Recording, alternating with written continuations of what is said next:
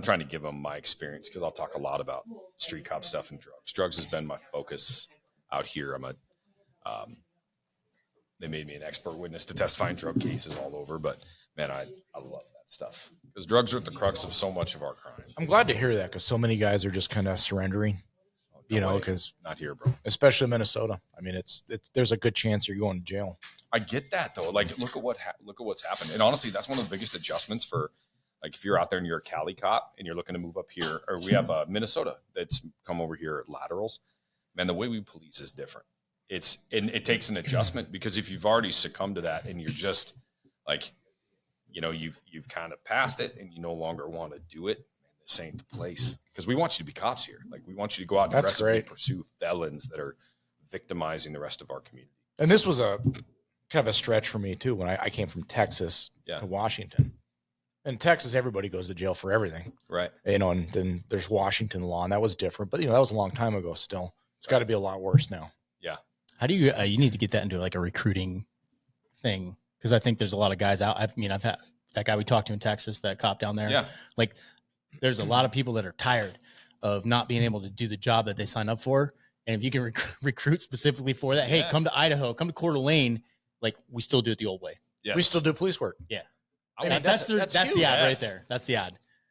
I think cops, they want that so bad. Like right now, my agency had a $10,000 hiring bonus. And we had a couple in the metro, 15,000. Nobody cares. Yeah. We didn't get into this job, be raising, a huge amount of money. We wanted to live comfortably. Yeah. But we did it for honor, making a difference in our community. And how do we make a difference in our community? Not the dancing crap or, the weirdness that, embarrasses the badge. Yeah. It's putting bad guys in jail. Yes. And if we were able to do that, man, there would be no more recruiting crisis. Right. Make police work great again. Yeah. Yes. Go back to what we used to do. Yes. I think that's the root of the problem for everybody in the hiring problem, the hiring freeze right now. Not the hiring freeze. You know what I'm talking about. The hiring problem right now. That is the root cause of it, is like that honor is gone. Like, you can't do the job and not worry about getting sued, put in jail or whatever else like that. If that is always on the back of your mind, it makes it very hard to do this job. Well, that's the truth, man. Like, everybody thinks the stress associated with law enforcement is because we're going to end up in this, there it is, pile of brass, hail of gunfire. That's the threat and that's the danger. And that's what everybody's stressed about. Man, that ain't it. No, it's the follow-on after an incident goes viral on YouTube where you may or may not, in that split-second moment, made a different decision that may or may not have yielded a different outcome. But now all of a sudden they're threatening your house and your livelihood and your family, and you're just getting eviscerated online by that. That kills more cops than bullets. Yeah. Oh, absolutely. A long stressor, you climb into a bottle, that's killing more cops. I've got a buddy on the Washington side that works for a big department over there, and he, a few years ago, got in an on-duty crash, not at fault. Other party ran a stop sign. He was going above the speed limit, as we do, to get to a call that's not code 3, and T-bones this person, injures them. They prosecuted him, arrested him, lost his job, ended up getting it back, and now they're coming after his peace officer powers. They want to decertify him several years after this happened. So that, like, he's been fighting that for that entire time. Right. It's such a crock of shit. And I cannot believe it. And imagine, I think it's like anybody else. And if you make a mistake, I mean, our job's under the microscope. It's just the nature of it. But if you make a mistake, I think most people accept accountability, especially cops. Like, patrol dudes are the best to be like, yo, Sarge, I jacked that up. Like, yep. Hey, Sarge, I'd rather tell you this right now than have you find out afterwards. I messed this up. But imagine the long stress associated with going through a 3 or 4 year long civil investigation and having different people. And then every time it pops back up in the media, you relive it. Yep. And then your kids relive it.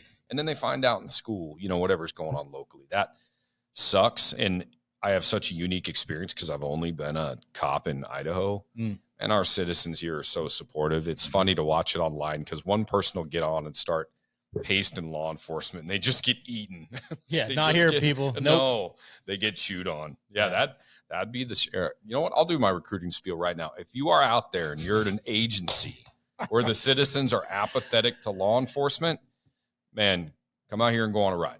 Yeah. I won't even sell it to you and tell you with my own words. Just come out and go on a ride and see how the citizens interact with you, see how they speak with you on the field, see how they thank you for your service, man. There's still places like that out there. So you're saying the 10-year-olds in the bad part of town don't flip you off every time you drive by?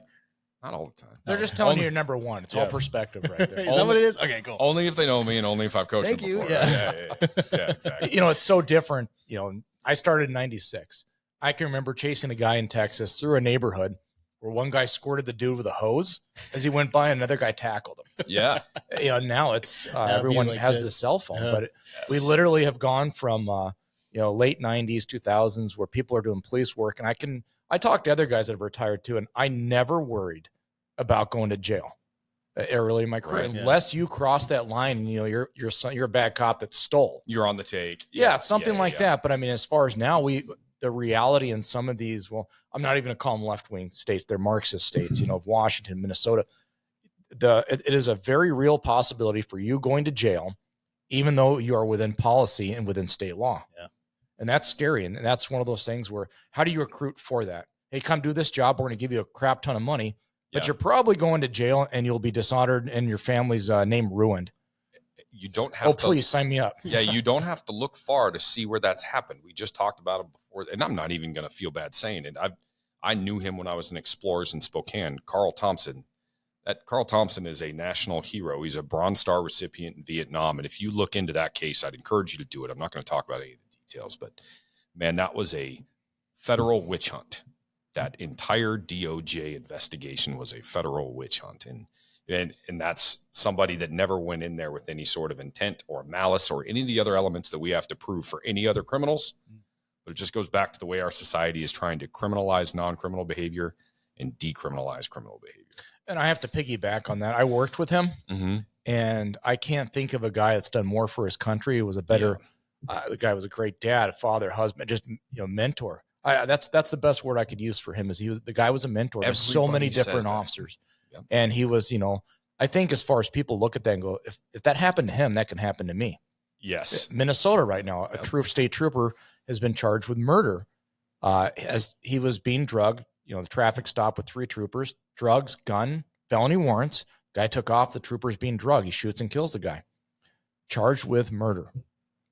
How I can't wrap my brain around that. So how do you recruit in an atmosphere like that? Right. Well, you know, just take the Twin Cities in specific, and it's bizarre because they just, oh my gosh, why can't we get officers?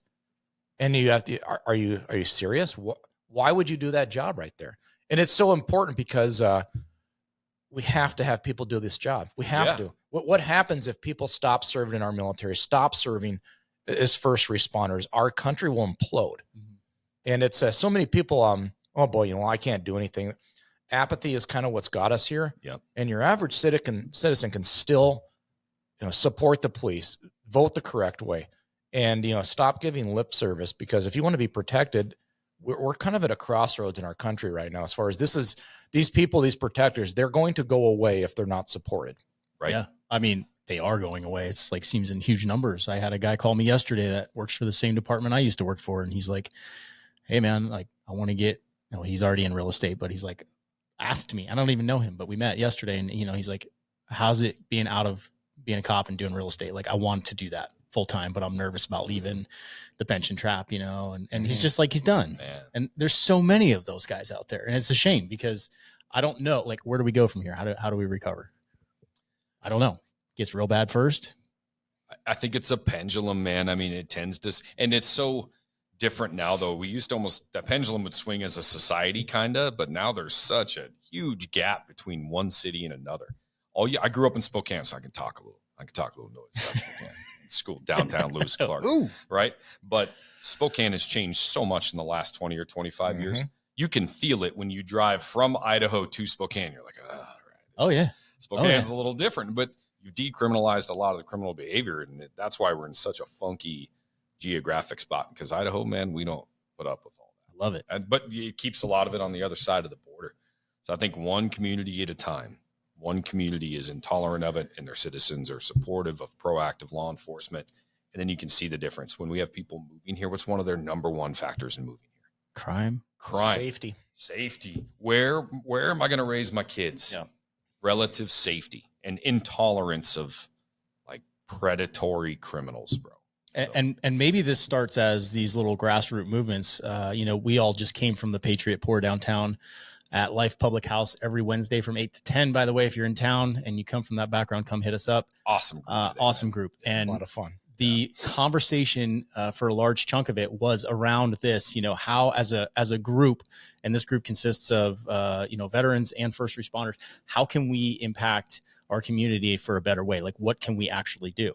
And I mean, it was a great conversation. There's a lot of good input there, and maybe that's it. Maybe, starting groups like this all around, because there's no shortage of veterans and first responders, both retired and current, that can get together like this and start brainstorming ideas, because maybe that's the key. I don't know. I loved hearing everything that happened. I mean, one of the guys that said, hey, you can't just get into a frontal assault with somebody that completely differs in opinions from you. You got to establish kind of a relationship first. And, boy, as a police chief with my council that was so incredibly left-wing to the point of being Marxist, I couldn't just go right at him. I stood my ground. I stood for what I stood for. However, I had to maintain just kind of friendship with them first. And by the time I retired, these people were at least centrists, where they would listen to a rationale where, just because so many of these things are, they're irrational reactions from these people. Right. And one of the things that worked really good is, Minneapolis, all the Twin Cities in that area were using the model of Seattle, Portland, Los Angeles. And you step back and go, wow, those are such wonderful places to live right now. Well, no, they're not. Well, exactly. So why are we using their model of crime, decriminalizing drugs? And I would rather use a model like Coeur d'Alene, Idaho, where you're doing proactive police work. People wave at the police with all 5 fingers. People want to be a police officer. They want to live. And you guys hit the nail on the head. There's a bit of a veil, kind of a darkness. Once you get into Washington, you see the legalization of drugs and just their policies. It kills. It's kind of policy of death in these left-wing areas. Perfect example of that. And when you start talking about politics and how you had to slowly make it inception, so it's their idea to do these things, right? I'm part of the board. Man, sometimes you got to do that, right? That's just part of the game. But I laughed watching Spokane County. You guys watch Live PD at all? That was the thing. So Live PD was like cops. A&E did it, but they would follow cops and they'd have body cam. Man, it was a fun show to watch. And Spokane County was on there all the time. Some great cops over there. I went to Academy with a bunch of them. There's some really, really good guys and gals over there busting it. But it made Spokane County look like Spokane County. And all of a sudden, you got all this pushback from people going, we need to get out of this. Why are we letting them do Live PD in Spokane County? Look what it's making our city look like. Well, your policies, the city actually looks like that. It was a very realistic perspective of what it looks like. Your city is making your city look bad. Exactly. That your words are not going to overpower what people are observing with their own eyes. Yeah. Right. So it's funny that, hey, let's not try to correct that. Let's just keep trying to hide it. Right? One of the best quotes on that, and I use it on my council all the time, from William Bennett: sunlight is the best disinfectant. Yeah. Because so many times when you pull the curtain back and people get to see what's actually going on, they're like, holy Toledo, is this really what's going on? Yeah. This is what goes on in your community right now. That's a great quote. That is a great quote. That just, it gets into media and what actually gets sampled and what gets put out to the public. That's why I love grassroots stuff. Yeah. Like North Idaho News, because it's fairly unfiltered, right? Like you're getting direct info out to the people, which is great. And it's important to be able to have that discourse. Like, if we're all of the same belief, then we're in just this echo chamber, and we're, that runs the risk of creating these insane ideas. And I think, either side, to the far left and to the far right, are both guilty of that, where we need to be able to get together and have some discourse and not lose emotional control, because, I'll call it corporate media, not anything else, but like they are 100% have an agenda to drive a wedge in between both sides and create that. And it's, I feel it within my own family. I know a lot of guys talked about that today at the Patriot Pour, but my parents, a lot of my family are very liberal, and like we cannot have certain conversations because everybody loses emotional control. And I try, damn it, I try. Yes. Yeah. But if it's my mom and I maybe it's like, cause out of love, I'm concerned about the way they believe and what they're doing or what they're not seeing, that I lose my control, and I'm sad to admit it, but so we just avoid it. And that's not the right answer, but no, as far as I loved just the fact that we talk about engaging and not being a man or a woman of apathy. And, at our retreats, a lot of times, at Protector Speak, we talk about beware the man of apathy. And especially that Patriot Pour, there's military, there's first responders. That is such an awesome wealth of knowledge. And you need to get into politics. You need to get into your local school boards. You need to bring that experience into public government. Because if you don't, guess what? The people you don't want in there are going to be the only ones that engage with this. And it's kind of like, with sharing politics is almost like sharing my faith, because I'm very vocal about my faith, but I don't shove it down people's throats. Right. And the same thing with my politics. I try to establish a relationship with people first, but talk to them. But it doesn't mean I don't stand my ground, and I stand for what's right. Both as a conservative and also on biblical truths. I don't have to shove it down your throat, but I am not going to wave or be an apathetic person, because I really do think we are where we are because of apathy. Break that down a little more. Like, what does that mean? Well, just you can get along with somebody, by not insulting them, but still stand your ground on some of these issues. And I think we've run away from them. Yeah. I have to do some self-reflecting, all these years in police work and, military before that. And I never served on the school board. Well, you know what, if you're not willing to do that, then stop complaining about it. And I'm guilty of that. Easy to complain about it. And that's just the thing. I'm anti-complaining, like I don't like where our country is, but I want to do something about that. Yeah. And, like one of my favorite verses in the Bible, it says, "Here am I, Lord, send me." And I kind of live my life that way. I'm not going to complain about it. I'm going to do something about it. With law enforcement and the stresses and the traumas and stuff, I wasn't going to sit back and complain about it. I wanted to start that nonprofit of Protect or Speak. I want to do something about it. Yeah. And I love that attitude with politics too.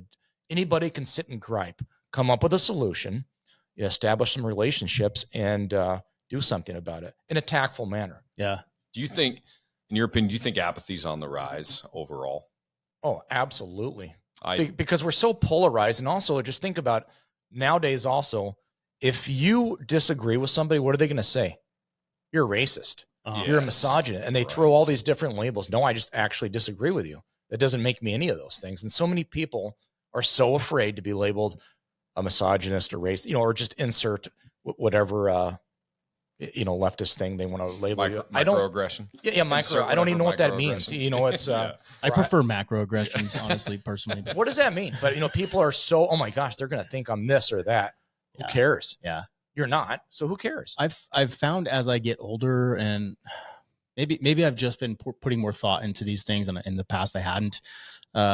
It's like solidifying my position on that and making me more able to be vocal about it. Mm-hmm. As a younger man, I didn't think about it, and I should have, and I wish I had, but I didn't. So I had very little opinions on any things, and maybe I was guilty of apathy.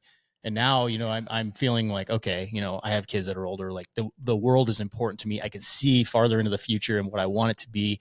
And now I'm like, okay, I'm more willing to take a stand for the things that I believe. Now I understand what I believe even more. At times, I didn't even know what I believed. Just didn't think about it.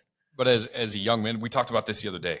Talked to a guy. He did. I think he was 14 years Army. He was a tank commander, and he's an officer at Coeur d'Alene, one of our supervisors. And man, when we were young, though, we were just too busy surviving. Yeah. Like we'd fallen into this. Hey, you're supposed to be working and working hard, and we were either overseas or underwater or on patrol or just trying to figure it out and make it right. And it just seems like there were some bad actors in the backfield right behind us that were pulling some strings and setting this whole thing up while we were busy. Right. And then you get a little older and you're watching some of the stuff that's being pushed on kids in schools, some of these things that were happening all while we were busy. And, it is easy to get, I've recognized it myself. It's easy to get apathetic sometimes with what's going on in the country because you're like, whatever, elections don't matter. There's enough stuff out there to make you think somewhat legitimately in some states. Maybe that wasn't very legitimate in this last one. Right. But, it's easy to say none of what I do matters. But I think retired people fall into that trap, and you hit the nail on the head. Yeah, I was too busy living life. And then when you retire after these service occupations, so many guys want to go, grow the giant beard and go live in the middle of the woods. Well, in Idaho, you can do that. And it's not frowned upon. Yeah. But you owe it to these guys that are still standing on the fence for you, raising those families. They're still in their 20s and 30s. They're on that fence line for you. They're defending your communities. You need to re-engage. Right. And bring your experience from the military, from police work, first responder into our society, because there is a trap of, okay, I'm just going to go into the sunset right now and I'm going to enjoy life. Yeah. You can still enjoy life, but guess what? You owe it to the guys that are still active right now to engage and have their back. Because you're right. When you're in your 20s, man, you're working, probably, I can remember working my normal shift and working Hurricane Harbor, Six Flags, all that, just to get money for the kids. I kind of do need somebody else to be that voice for me. Right. And, When I'm sitting in the Patriot board, the amount of experience in that room, I don't know, there's 25 guys in there today, and, multiple 30-year retired cops, firefighters, veterans who went, full length of service and retired. Like that amount of experience is unbelievable. And that exists in every community out there. It's like just a matter of getting them together. Right. And untapped. And we just talked about it today. It was like, gosh, what a movement with them. If we are all pushing towards this same thing and everybody buys in from these different spheres of influence towards getting this one thing, it just seems like that's how you move mountains. And I didn't see groupthink, what you were talking about. Right. There was a couple different ideas. I'll probably offend somebody here, so sorry. Go for it. I can remember when I was in college, I got an F- on a paper once, but it was I offended my teacher is what happened really badly. But it was called the social degeneration of France. And France fought 2 world wars, World War I, World War II. They lost the majority of their good young men. And the rest that fought those wars, man, they were spent. They disengaged from politics. Who was France left to start over with again? The guys that avoided, avoided service. Right? And that's what France didn't used to be the country that they are. And you can insert like 6,000 French jokes right here, but I won't.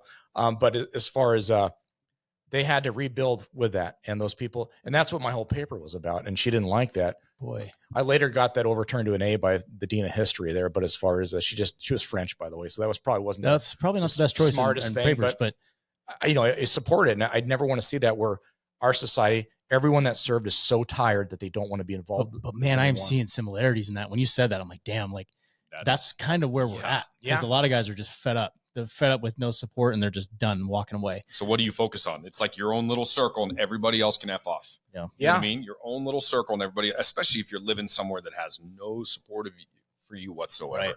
That's tough. I see that a lot with cops coming out of big cities, man, where they just got beaten down. It sucks. It sucks.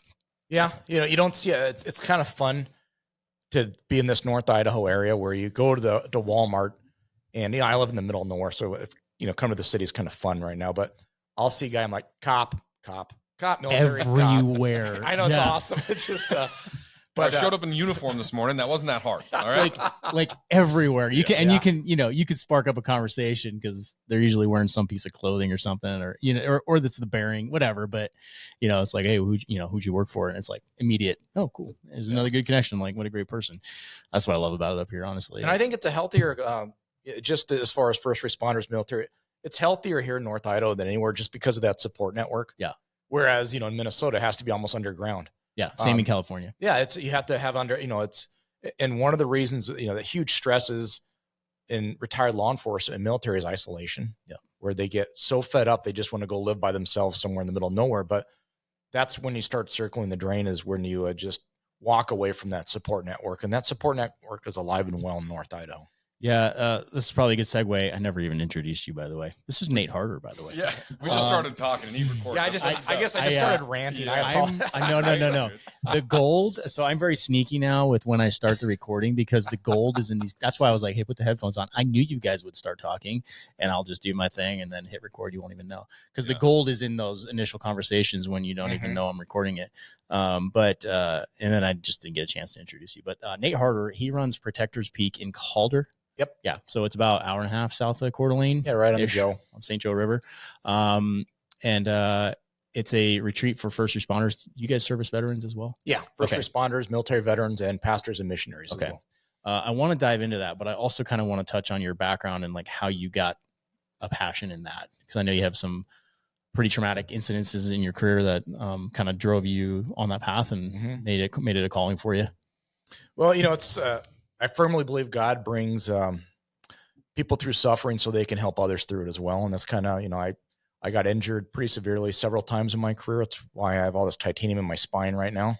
A lot of fun. Which is why he won't do jujitsu with me. I've tried. Sorry. Yeah, I miss that so much. My wife doesn't understand that. I'm just, gosh, it feels good to get punched in the face every once in a while. And I get it. And growing up playing hockey too, I miss that. But anyway, just going through, I've been a cop in a couple different places throughout the U.S. and just you guys know there's always that cop that steps in it. That was me. Yeah. And just, I, went through quite a few shootings early in my career. And in 2001, I switched places with my best friend. I went to the academy with a guy. We call those a shit magnet. You were a shit magnet. That's it, man. All right, cool. But I switched places with him. He got shot in the face. I didn't. And that was a big thing. A lot of survivor's guilt. And then actually after 7 years, I was officer of the, year up for the year, 2 years in a row and of 1,000 officers. That was quite an accomplishment. Yeah.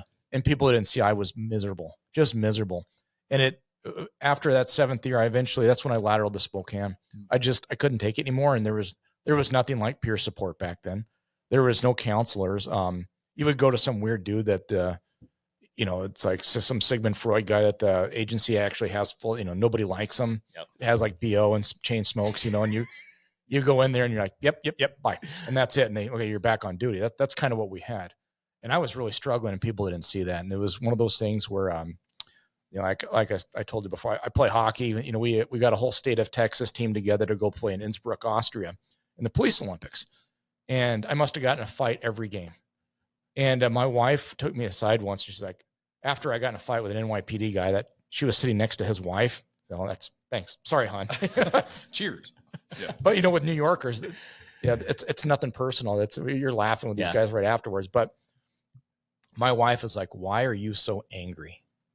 Why are you so angry? And that was kind of it was a fork in the road for me. And I really was angry. And I had heard some people talk to me, oh, that dude's pissed off at life. He's always angry. And I thought, holy crap, what have I become? And that's not the dad I wanted to be. And that's when, that's when I got real with my faith. And it's, surrounded have you ever heard the expression, it's hard to soar the eagles when you're with a bunch of turkeys? Yeah. And one verse that really got me was Proverbs 27:17, as iron sharpens iron, so one man sharpens another. And somebody shared that verse with me, and I'm not hanging out with the guys I probably should. If these are the guys that just drink all the time, is this healthy for my family? This is who I want to be. And I had to step back and say, this is not the guy I want to be. And I'm very thankful God puts the right people in my life that sharpened me at that time. And then it changed my life. And it made me, I don't think everybody has gotten this in police work or in the military. They didn't have that awesome support network to come sharpen each other and really help you through, through these times. And so I thought, and my wife as well, this saved our marriage. It saved me. I want to do this for other people. And so we really started getting, we should do this. We should get like a cabin or something and just have it available to officers. And all of a sudden it just kind of grew. We started doing this 5 years ago, 3 having retreats, but me and my wife actually purchased land ourselves in near Mullen. And we were going to slowly build on that. And I'm a bit of a geek. So I have to do like step A, B, C, D. And I started looking at business models of a Christian guest ranch for officers. And I came across a article in the St. Mary's Times of a lady who lives in Post Falls now, who had run a retreat center for 25 years. She wrote a book on it. And so I linked in with her, got her book, and then I'd already formed my nonprofit. We were slowly going to start doing this in Idaho. And it just ended up that guy that was on my nonprofit was really good friends with her. And all of a sudden she calls me out of the blue, and I had this 5-year model, 6-year model. And after that phone call, all of a sudden that 5-year model became we got a long-term lease on an existing facility. Ooh, let's do this like right now. George Floyd riots just happened. Yep. We had so many guys that were hurting. And I was like, well, we need to, God was just telling me, hey, grab these guys and go out there. So within a month and a half, this retreat center hadn't had people in like 2 or 3 years. There was like, an inch thick of flies in the wall. And it was pretty gross, man. Dead trees everywhere. I still had enough SPD contacts and people we know. We had just cops and, military guys just descend on this place like ants and got it ready. And, within that month of that phone call, and then we had that first retreat, and I knew this is exactly where God wants me to do this kind of work. Cause the Floyd riots, these guys were spent. We had a bunch of 3rd precinct guys that had been trapped on that, on that roof. And what you see in the media isn't what happened. They call it protesters. There was no protesters. No. There were rioters. Yeah. These guys were taking rounds up there, and then they had to rappel down the backside and run 3 blocks to a bus that was going to evacuate them. That's sketch. And that was on purpose. And it's disgraceful. If you want to ever see the real version of the George Floyd, Alpha News has something called The Fall of Minneapolis. 5 million views. I highly encourage people to look at that. But have you ever watched real quick? Have you ever watched Seattle is Dying? Yep. I shared that with my city council, and that great one. Cheering too. Spokane is another good one. Yeah. So you were working in Minneapolis at the time? I was the chief of Moundsview, which is an inner ring suburb of Minneapolis. And Minneapolis was already down people. So every suburb had to help. There just wasn't enough. But people think, oh, what is Minneapolis? 2,000 or 3,000 officers? Full strength, it's 800 guys. Oh. Minneapolis is just below 300 right now. Whoa. Oh my Yeah. God. And see, they were only 500, 600 at the time. So as far as state troopers, game wardens, the poor fish cops had to come. Those guys look shell shocked. They didn't sign up for that. I'm a fish cop, and also I'm riot gear. What's going on here, man? But those guys were all shell shocked, and we got them out there, and we use a pretty loose model. So we have these 5 days retreats where we do a devotion at the beginning and the ending of the day, and we're not beating people over the head with the Bible. What we're doing is we're sharing our faith. We're having different speakers. We're just planting some stuff, about trauma, about living their life, about sharpening each other. And what we find is nobody says a word. In police training, it's no different because police are a bunch of control freaks. Sit in the back of the classroom, not saying anything. We pick these guys up from the airport, and they're all so uncomfortable for the ride from Spokane down to the resort because they all want to be driving. They don't want to surrender control. Right. But it's a process. So they eventually surrender control. That first devotion, everybody just, looks at you like you have a third eye, which, of course, that's the way it's going to go. But then that first hike, we all go on. You have so many people come up to me. Hey, what did you mean by that? And we just keep it pretty simple. We have a cross that's about 3 miles up. And I'm not going to lie to anyone that comes down, it sucks. But we just tell you, embrace the suck. And here's an analogy of life. Keep your feet moving. Encourage your brother and focus on the cross. And you're going to be there before you know it. It's a good analogy. Yeah. And it's, because it does suck. I'm not going to lie to anyone. But it's awesome to hear guys encouraging each other. And that's how you live your life. And, we've had so many people just change their lives from this. It's been an awesome experience. I know I'm exactly where God wants me at this point. And, we're seeing officers asking faith questions for the first time where, 28 years ago or so when I started, if you said the word Jesus, people would make fun of you. Now people, I think my favorite conversation I had with a guy, I just sat with him for about 3 hours. And he's a blind officer. And he was blinded during the riots. And he finally went over and said, oh, I'm ready for this Jesus crap, man. And just listening to him. It's such a cop thing. To say. It is. But it was a huge opening for me. And it was awesome to be able to share my faith with this guy. And this guy was a stud who got hit in the face with a brick, collapsed his eye socket, gave him an infection, went from the left to the right eye, and he lost his vision completely, just completely. Oh, man. And I finally got him out to one of our retreats. And it was so cool because it helps everybody out there because we took this guy kayaking like 8 different times over rapids. We had a guy tied in front, tied in back, running slack, and a guy in left and right, watching out for this guy like a little brother. And just seeing the smile on this dude's face was just awesome. And then take him up to top of one of the peaks up there and just sitting for about an hour and just being with him. And he elbows me and looks over at me and says, dude, I can see everything. Just in the smells and the sounds of nothing. Gives me goosebumps, bro. Me too. That's awesome. It's pretty cool, but I mean, that's God made North Idaho. And I firmly that's where you dump your stress cup out. And I always tell people, I don't really need this, dude. You need to dump your stress cup out. If not through us, through something else, because you don't want to wait for that stress cup to overflow because that's when you have a ruined marriage. You're not the dad you wanted to be. You got to dump this stress out before. I know you guys love to roll. That's an outlet as well, but dumping that stress cup out before it overflows in your life. Dang. And we just started with cops. We're doing retreats for corrections, firefighters, military. Our biggest thing is marriage retreats because who gets divorced more than cops and firefighters and military? But we started off with 2. They filled up in 2 weeks. Then we went to 3, filled up in a week. Now this year we're doing 4 and they're all full again.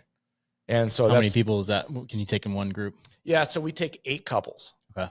And so, 16 people right there. That's huge. But yeah, just last year we had multiple, we've all been around that marriage where, oh boy, they show up and you're like, I'm uncomfortable because of the tension there. We had several of those people, but both those couples that were, the uncomfortable couple to be around renewed their vows on our porch. Dang, And that was pretty awesome. cool. Yeah. And, you know, they're both also in law enforcement still. Their marriage is still going strong. And, you know, why do you do this, Nate? Right there. You know, the officers that surrender to Christ, you know, change their lives. That's why I do this. And, yeah, I can't tell you how much fun I have, because I'm not passionate about law enforcement the way it is Right. in some of these areas, but I'm passionate about my faith and I'm passionate about cops. Yeah. And I feel like I'm right where God wants me right now. Man, this is so wild. It's so good. How does it work? Like, how do you pay for this stuff? Can you give us some of the nuts and bolts of it? Well, you know, it's like you were talking about, when you're in 20s, you're always working overtime. Life's expensive, man. So we understand that. So we don't charge anybody anything other than $50. And so these 5-day retreats, you know, this would be probably about a $1,200, you know, package here, but their only expense is to get to us. And so, you know, people that are flying in from all over the U.S., we pick them up in our shuttle bus at Spokane. And sometimes they have to sit there, you know, an hour or so, but we try to coordinate all the flights. We pick them up and we drop them off. And they pay $50 online during the registration. The only reason we do that is so people don't bail on us at the last second, because they're guys valuable both know seats, man. that's what cops do, is just not show up. Yeah. And so, you know, we've been burned on that, but, you know, I'm not angry about it. I just know that's part. Hey, we have broken people coming to us. We're going to have some people that just can't engage. So we just kind of try that so people have a little bit of skin in the game, so they're less likely to bail at the last second. And, you know, everybody coming out looks different. There's people that have pretty big faith background. There's people that have never been to church. It's fine. We're going to work with everybody. We had a gal who was, you know, obviously I'll never mention who she was, where she is from, but she was terrible in a group and, you know, really struggled. But, you know, God's wired us, just every one of us differently. My daughter took her up by just those two together and went and picked huckleberries together. And she came alive and was a different person. Just everyone's happy place is a little bit different. Everyone can be reached just a little bit differently. Yeah. And so, yeah, it's, you know, all these different retreats. It's pretty neat because we started with just cops. That's it. And then we've gone to all these different retreats, military, you know, we still serve pastors and missionaries. And the biggest thing since I retired, have lived here in the middle of nowhere since last April, is we also, you being Coeur d'Alene PD, we're open to local agencies, peer support, or, you know, somebody saying, hey, dude, I have 2 or 3 people really hurting from this shift. They've really gone through the ringer. Can I bring them out? If we don't have a retreat scheduled, the answer is yes, bring them. And we're going to support that, and they won't pay anything. It's just, we're passionate about this. We want to keep people in the game. Man, it's a cool thing, man. So noble. Honestly, thinking about just the way you described it, like you go out and you find this place, it's a retreat, it's already set up for that. It hasn't been used in 2 or 3 years. It's covered in flies. You take this facility and you resurrect it and you bring it back.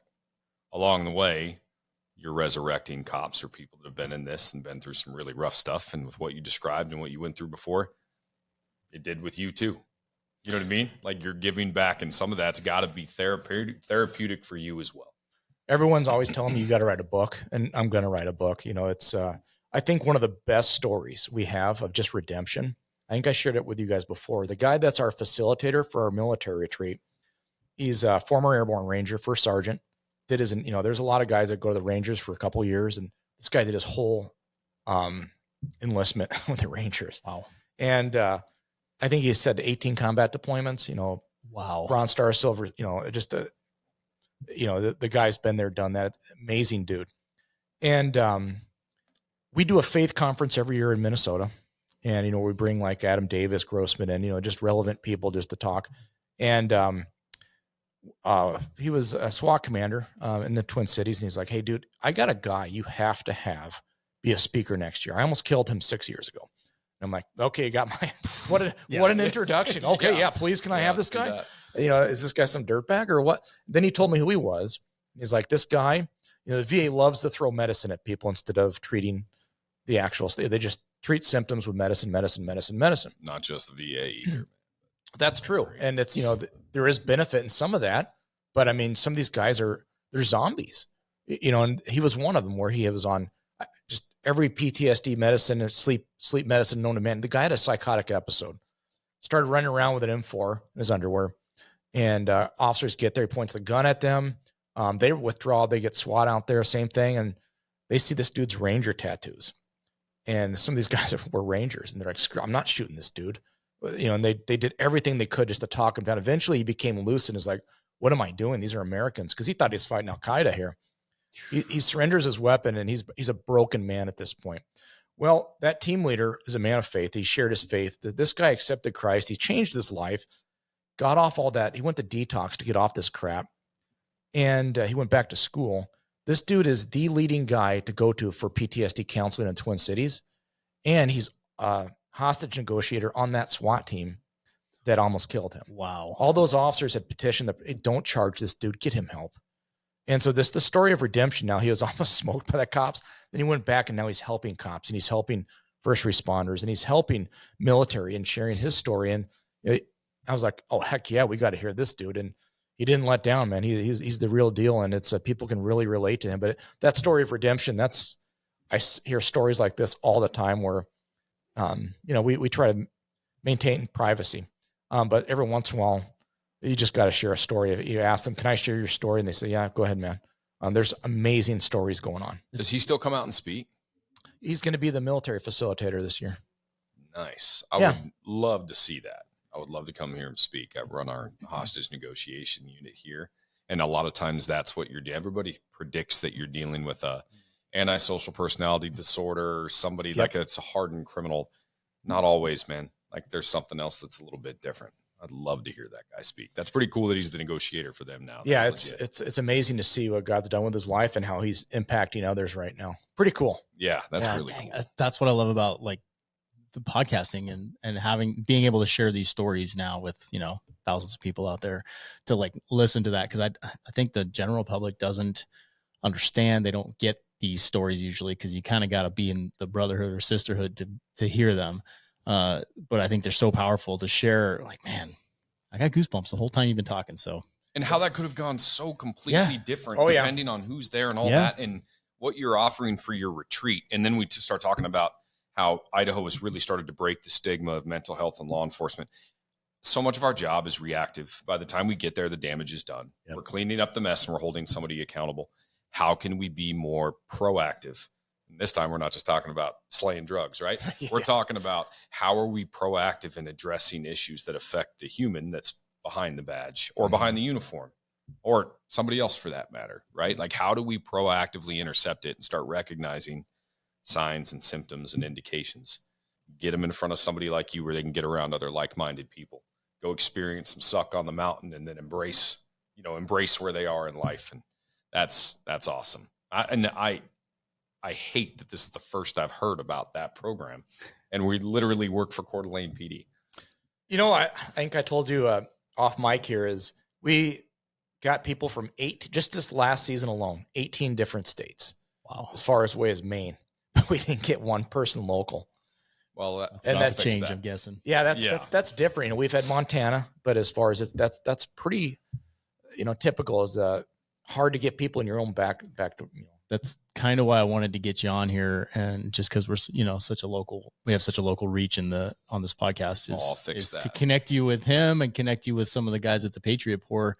Like Tim, I think you talked to him. He's a chaplain over at Kootenai County, former Seattle. Yeah. Good dude. And, he like people like that are those connections where, we can funnel the guys locally too that need help and show them where you're at and get them down there. I think that's huge. Well, and it's cops, man. So when you're describing that, say, okay, I can get on board with that. Yeah. Right. You wake up, you have that little thing. And if that's not your thing, that's cool. You've got the rest of the day to yourself. You can be as involved in it as you want.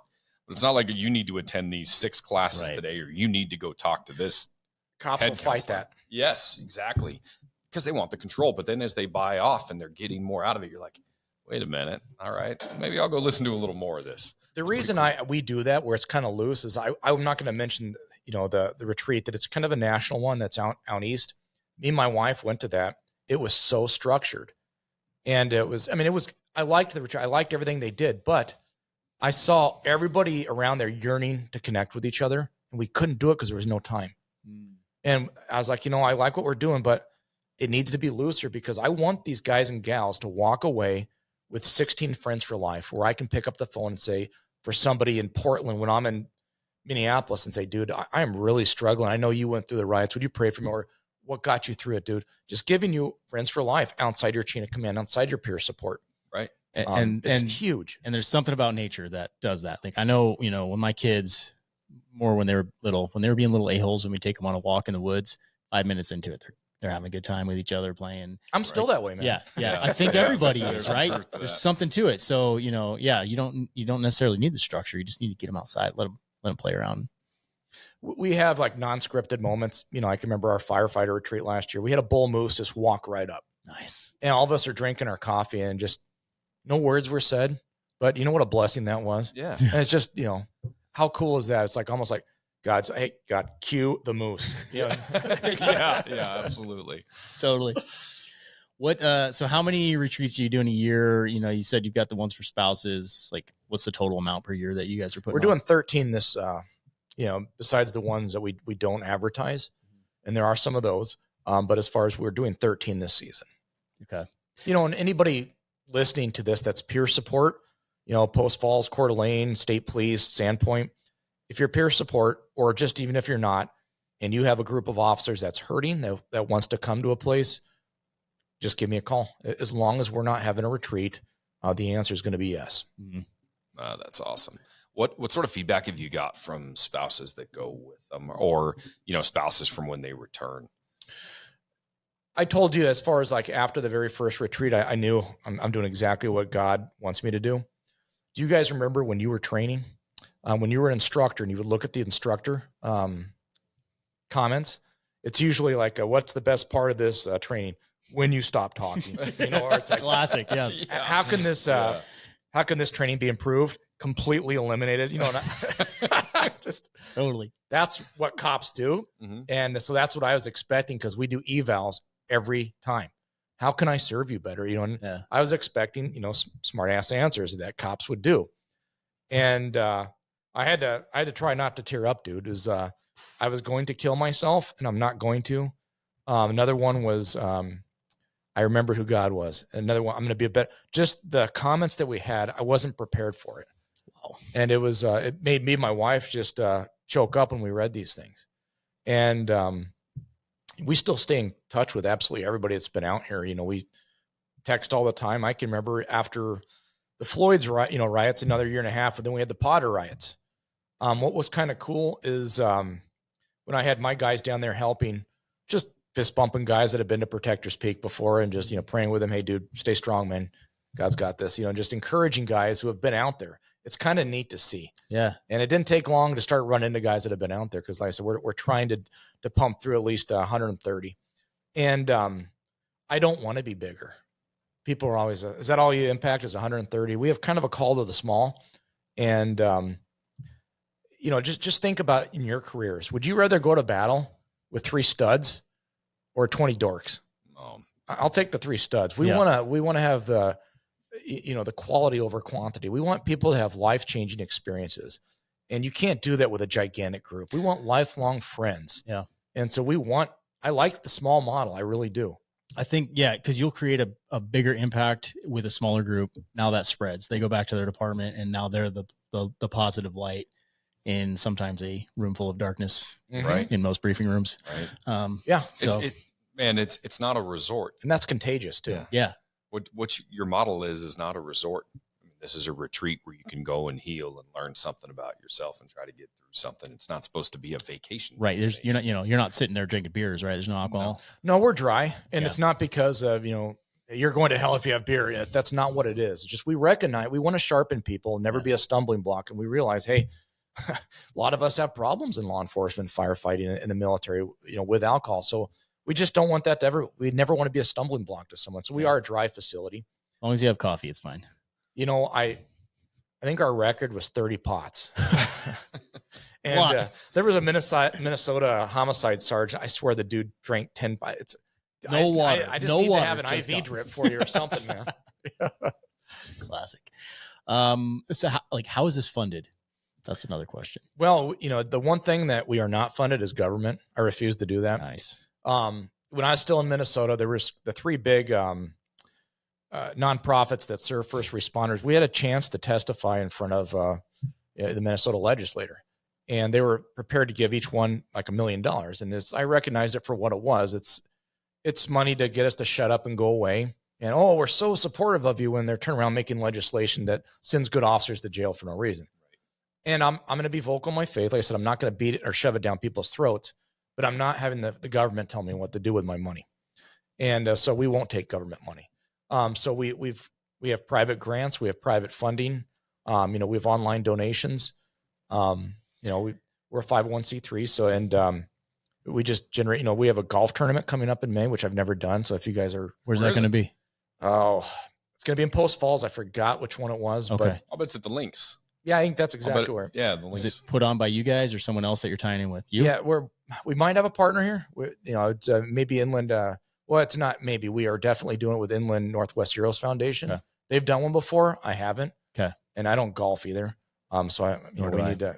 But yeah, it's we also want to do it where we can have fun, and it's not so under the public microscope there, because I like the idea of those AR-15 golf ball guns. I ran one last year. It was actually a pistol, but I had a 9mm one. Yeah, I heard that. I was instantly sold on that. Yeah. I'm like, okay, we have to have it's that. pretty fun. Stay in touch, man. We'll get you in with Cassie Allen, runs Anchored Coffee, which is awesome, but she is also one of the best. My daughter's talked to her before. Oh, yeah, she's awesome. So if you're going to run that, I promise you she will be behind this. Uh, Have you ever connected with guarantee Teresa Hart at New Beginnings?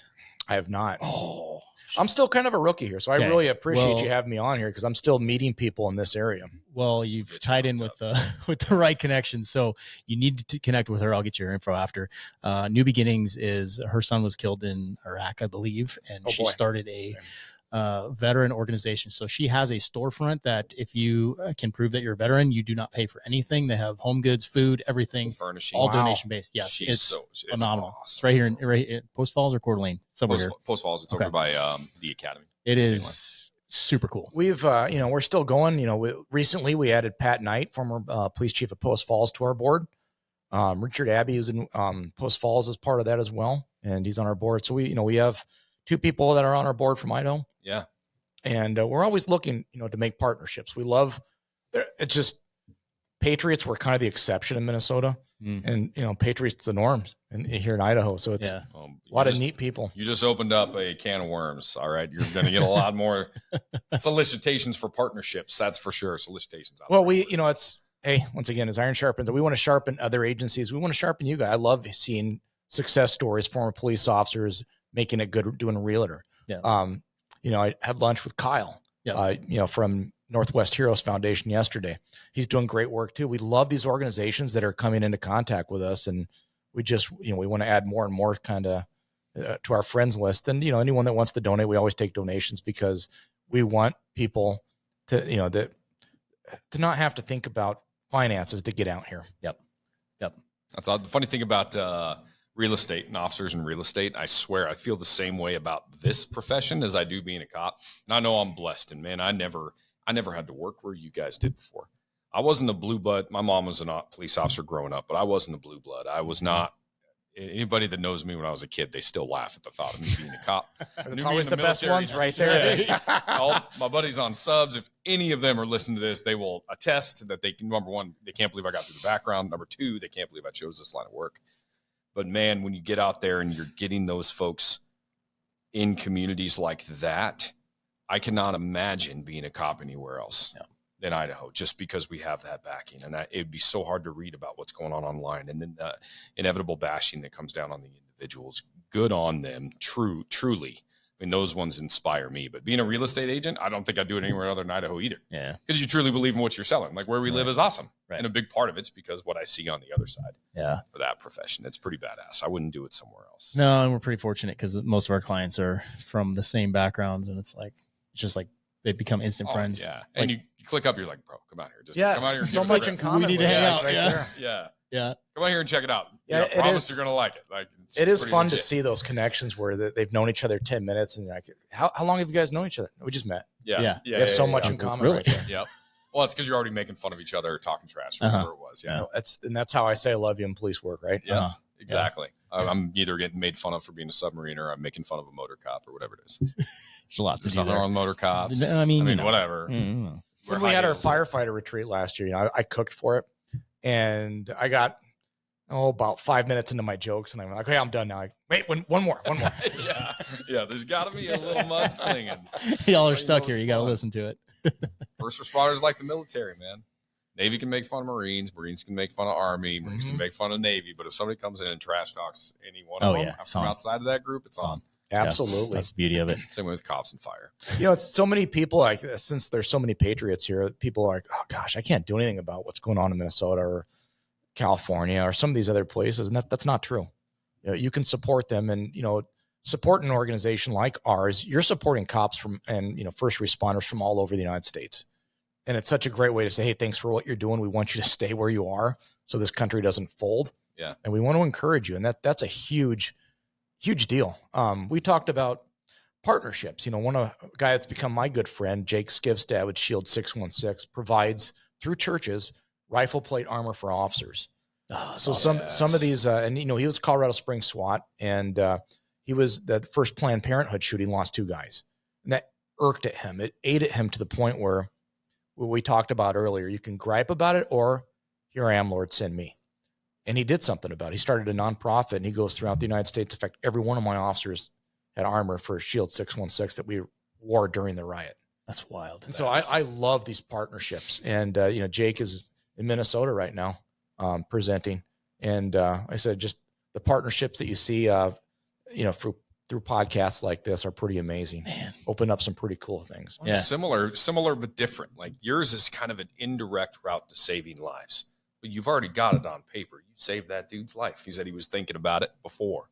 He's not anymore. And then you think about him. You imagine getting a letter saying, what you did legitimately saved my life. I took one, hit me right in the chest plate. Like that's how you really make a difference. And it's not just that plate for that individual that stops a bullet. It's telling them you give a shit. Yeah, absolutely. You care about them. Like, hey, your life means a lot more to you. May not see it or read it as much as you should. There are people out there that care about you.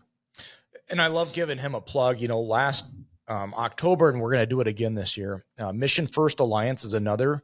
They're a faith-based group, but their whole mission is to bring nonprofits that serve first responders together.